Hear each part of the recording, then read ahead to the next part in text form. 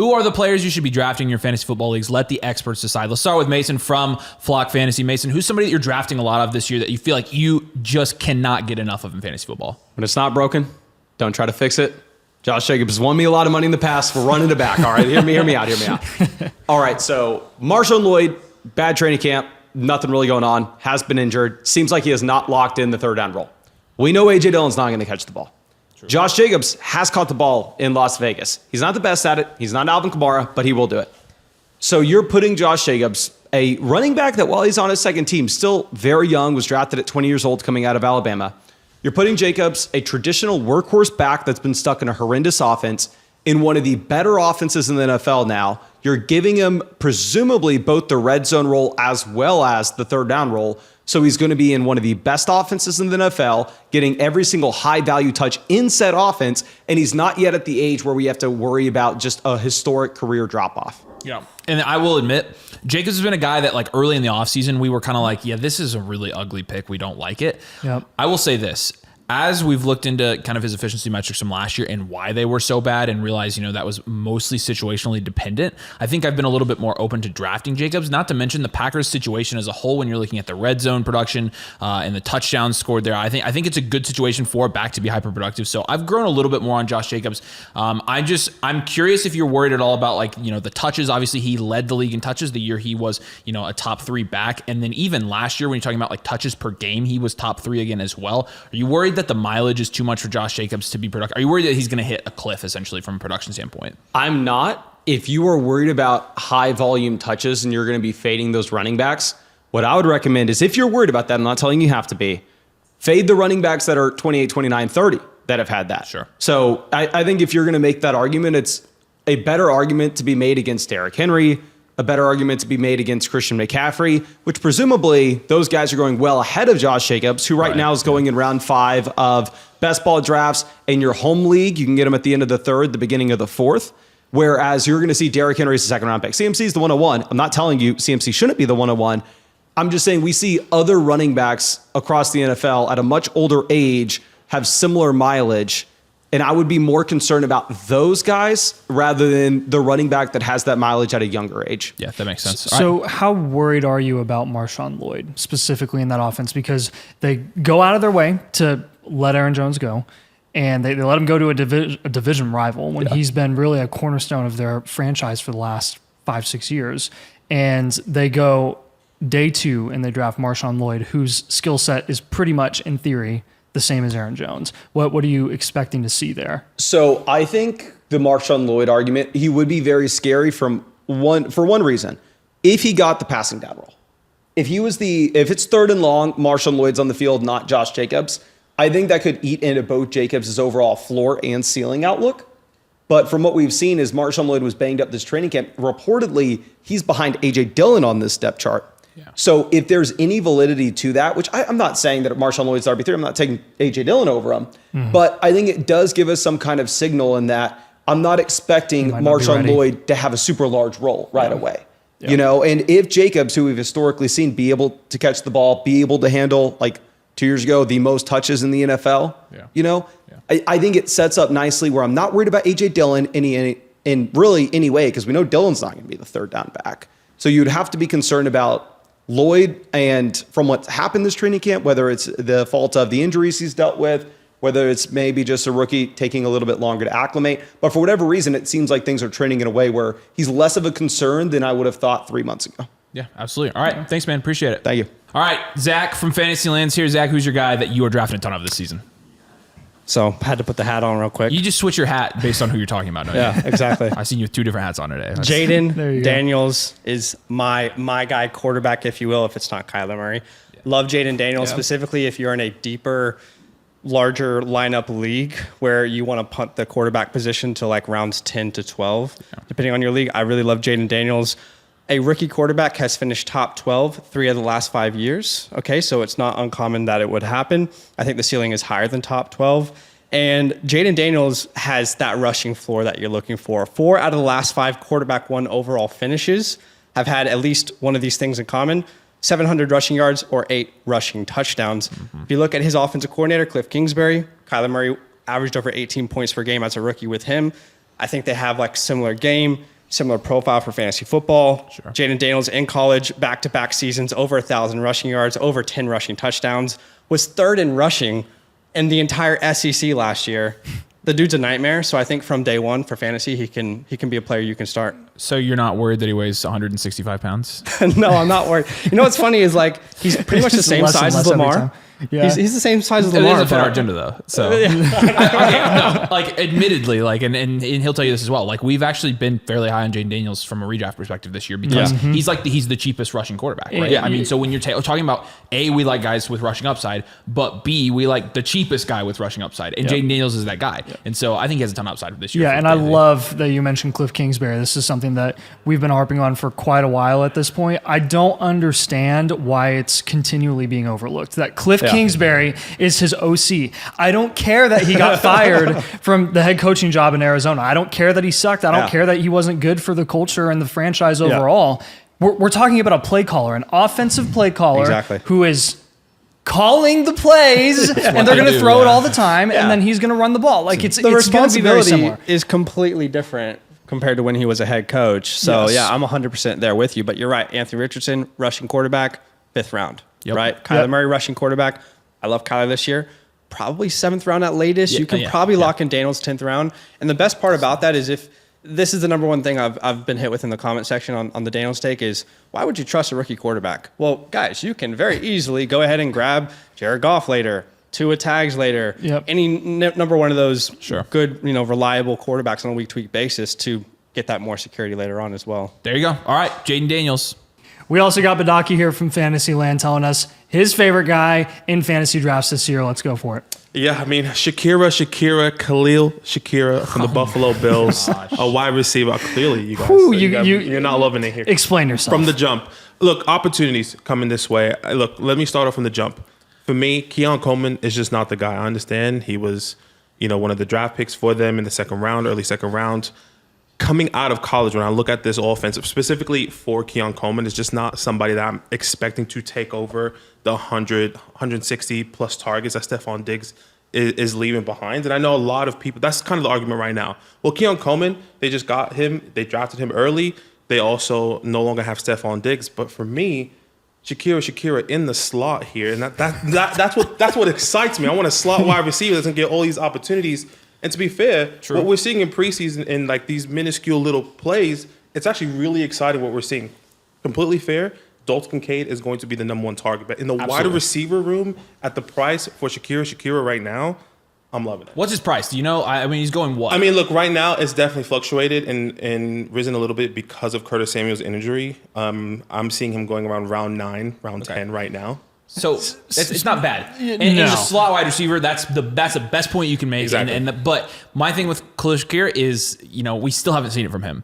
And so it'd have to be a new revelation. Like we'd have to see it from him for the first time this year on the field. And you're drafting him, in the 9th round, if you're playing in a deeper league where you're starting 9 or 10 players, I mean, you're drafting him to be a starter at that point. That scares me. 100%. I hate, but to be fair, everybody in the 9th or 12th round, like all of them have questions to some extent. And so all those guys are drafting with questions. Exactly. And why not draft a slot wide receiver playing with Josh Allen in one of the best offenses in the NFL, even if Dalton Kincaid is the wide receiver one there? You said it yourself. The fact that you conceded that, I can kind of get on board. If you still think Shakir will be, productive with Dalton Kincaid being productive as well. Then and I'm with you on the take with Keon Coleman. I don't really think he's going to be ultra productive this year. I think he's kind of a project receiver. We'll see. We could end up being dead wrong about that. But I mean, Avery and I are just not super high on him this year.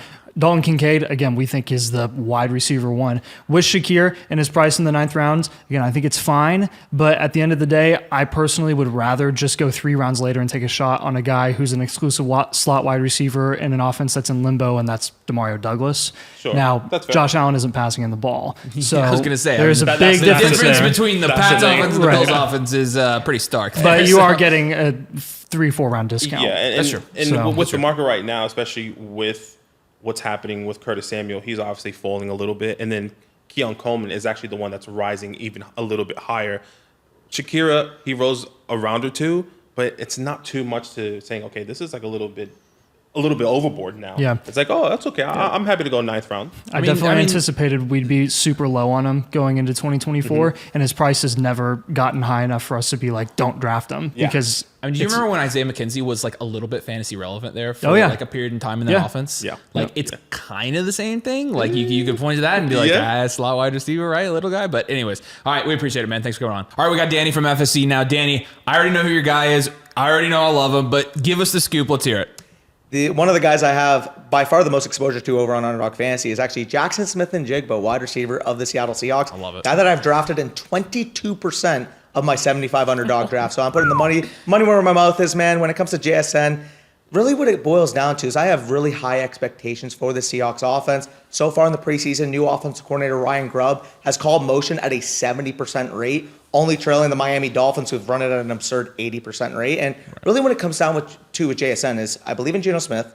I believe in the play caller. I believe in the talent himself. Apparently he's been crushing it this offseason overall. And I do think there is more on the table for him potentially in that wide receiver hierarchy. I think DK Metcalf is a really good, second, third level threat, big time, at the catch point type of player, but they need that consistent separator underneath. And when it comes to Tyler Lockett himself, we really did see a sharp decline this past year. 2 years ago, he did peak at 2.31 yards per route run. Last year, his career worst, I believe, was at about 1.61. So really, we're seeing a declining player with Tyler Lockett. We're seeing a receiver who has so much left that we haven't really seen in his rookie season last year with JSN. I think he can be a player that can affect all three levels of the field, whereas last year, we really only saw him be that low ADOT player. I want to see more downfield usage, and funny enough, with Ryan Grubb coming in, Washington last year in college football, top 10 in deep rate, top in overall pass rate over expectations. So with me, I believe in the offense. I think JSN is a talented player, and the fact that he's going in the 6th, 7th, possibly later in a lot of your home leagues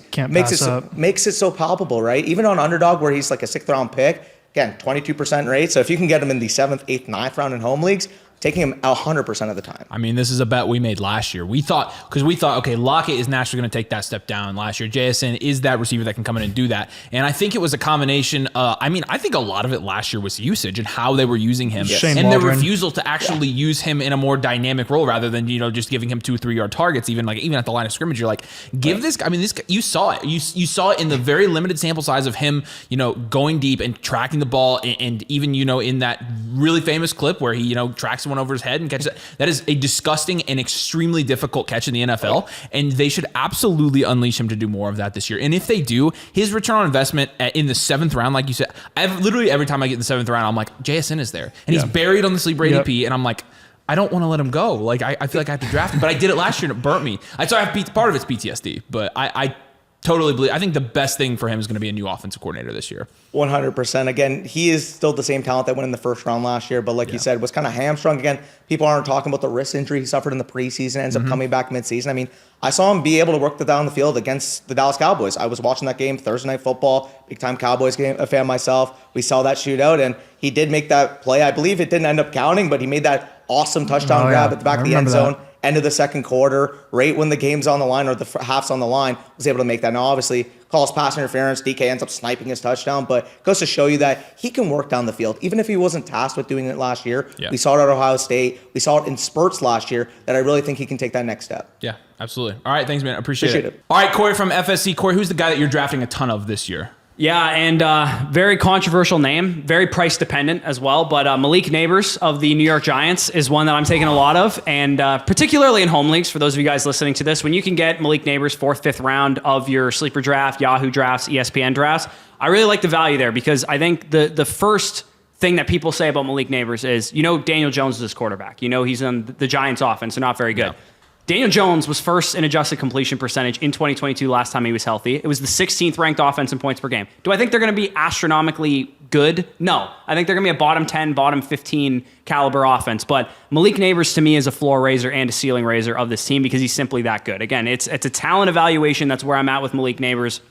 He's the second highest prospect in our prospect model, higher than Jamar Chase, higher than CeeDee Lamb coming out of college. So when I look at a guy who has every trait that he needs to be the number one receiver, and it's very evident when you watch the preseason games, he has the size, the verticality, the speed, everything he needs. Analytically, he's as nails as they get. Early declare, super productive. Should have won the Bolitnikoff last year. Playing alongside Brian Thomas Jr. completely alphaed him from a target perspective. Elevated the play of Jayden Daniels. He is that great of a player to me that the Giants will be slightly better than people think. Think of like the Buccaneers last year, for example. Some people thought, oh, you're not going to be a very good team. You have Baker Mayfield as your quarterback. But when you have talent around a quarterback, and not that the Giants have like an astronomical amount of talent, but to me, Nabers is enough that it's going to make them a functional offense. It's going to make make them an offense that Malik Nabers, carving out a 30% target share of, can be a mid wide receiver 2, high end wide receiver 2 on his ceiling case. Even as a rookie, again, a lot of people, it's a risky pick. Like, it's not for the faint of heart. If you guys are safer drafters, definitely don't take Malik Nabers. But if I have 3 very good foundational pieces and in round 4, I want to take a real upside swing for the fences, this is the type of guy that I'm going after. I mean, you essentially have to frame it that way. Either A, he's going to be a product of the terrible Giants offense, or B, he's going to carry that Giants offense and make them better. So you have to be on that side of it, because you have to admit, even though Daniel Jones, you can say, pull out the adjusted completion percentage, and I'm a stats guy, analytical guy, and I can look at Daniel Jones and be like, that guy's not good at football. He's good enough to get Malik Nabers the ball, I guess is my point. And hopefully that's the case, because from a talent standpoint, if Nabers was in almost any other situation, if Nabers was in Marvin Harrison Jr.'s situation, I think Nabers should be going where Marvin Harrison Jr. is going. If the Chargers just picked him at 5, he'd probably be going right back to back with Marvin. And I think it's warranted, because I think from a talent perspective, you love what you saw from Nabers. But again, the main thing that people are concerned about that you kind of addressed was the situation. And I think, if he can come through and persevere that situation, then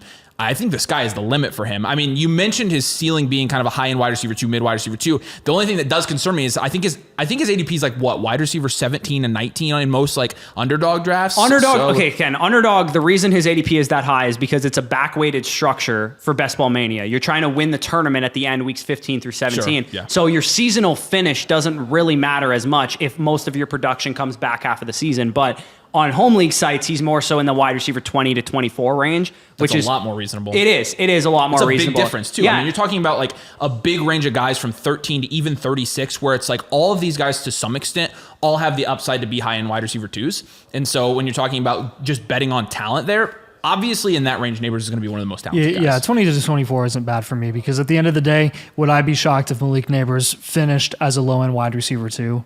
Absolutely not. Honestly, I might even bet on it. But I also wouldn't be shocked if he was a high-end wide receiver 2. And if you can get him at that price point where you're like, I do think his floor is going to be a low-end wide receiver 2. I don't think he's going to be any worse than that, just because of the talent that he is and because of the opportunity, even though it's a bad offense. But at the end of the day, for me, like you said, for the price, like if you're in a draft where he's going, late third rounds, I can't do it. Yeah, and I think what we can all agree on, it's literally all about price. Yeah. Especially for taking rookies and with risk baked into picks like that, it's all about price. Yeah. So I like to look at my team. Last point I'll make on this is as a overall risk portfolio too. Like Exactly. I like to look at my team where if I take a risky player like Malik Nabers, I want to backfill him if I have to start 4 wide receivers on any given week, because it's a 2 wide receiver 2 flex, with a safer option like a Christian Kirk in round 5 or round 6 or whatever. So with Malik Nabers, definitely not for the faint of heart. The type of guy that I think back-weighted production as the season goes along will get better and better. I've loved what I've seen from him in college. I've loved what I saw with his profile. Love what I've seen with him so far in the preseason.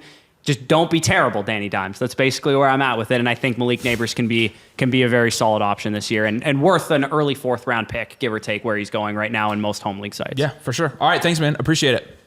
All right, we obviously have my guys too. We're doing these fantasy drafts, and there are guys that we haven't drafted enough of. I'll start with mine. And you already know mine because he's one of yours too. But Josh Downs is the guy that when I see his price, especially now that you have the ankle injury, which again, am I concerned about the ankle?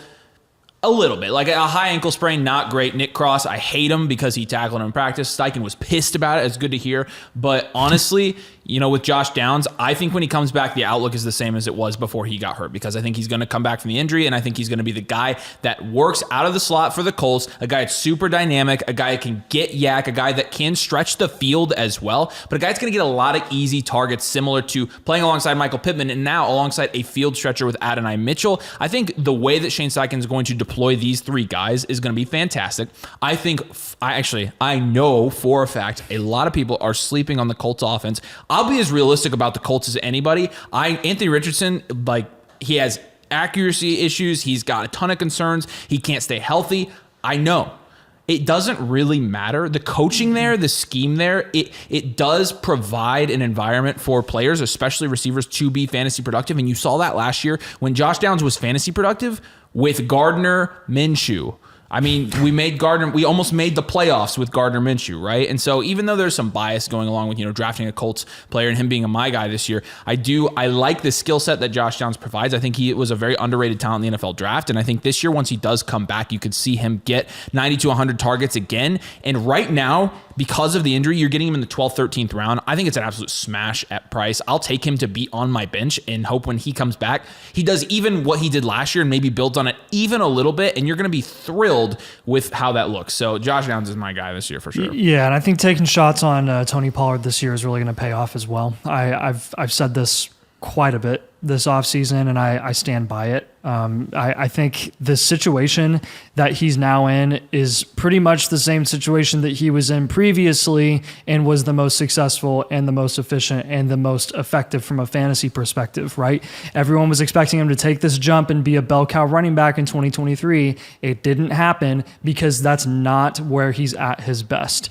Being able to split opportunities and split carries with Tyjae Spears, in my opinion, is fine. I'm not worried about it. I wish it was a more, Zeke Elliott style running back that was playing alongside him and not another guy like Tyjae Spears who almost seems to be, they have similar skill sets, almost seem to be mutually exclusive. But at the end of the day, if that's your biggest concern, which is relevant, I would definitely be betting on the guy that's actually proven he can be a low-end running back one in the past, playing alongside another running back there in splitting carries and opportunities. So with Tony Pollard, what do you have to lose? It's not like he's being abysmally priced like he was last year. Even when he was priced at that point, late first round, early second round, he still ended up putting up 1,300 yards. Exactly. So I think he's going to do that this year pretty comfortably. Yeah, there you go. And again, you don't know who to draft in your fantasy leagues this year. Take the guys that the experts are taking, right? Experts, I know. But we're all here. We're all in Austin. It means something, right? So we appreciate you guys watching.